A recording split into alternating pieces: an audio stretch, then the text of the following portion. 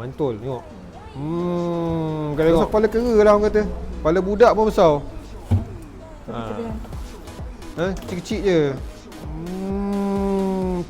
Mak. Ui. Kecil comel-comel je Tengok. Mantul. Tengok. Tekan. Creamy tak tu. Ya Allah. Tapi korang jangan berani-berani. Macam saya ni dah kena ada jantung ni kan. Saya memang tak berani lah. Saya tak berani nak makan durian dah. Minta maaf cakap lah. Minta maaf banyak. Memang saya tak berani nak makan durian dah. Dulu memang hantu durian. Ni baru balik daripada hospital. Balik daripada ward. Kena serangan jantung. Siapa yang ada penyakit 3 serangkai ke apa, janganlah korang makan durian. Jangan berani. Sebab apa? Durian ni dia tinggi dengan potasium dan gula. Saya makan 2 ulas, tak banyak. Selalu saya makan 2-3 biji.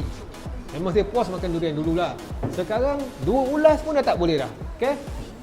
Okey, sekian. Assalamualaikum.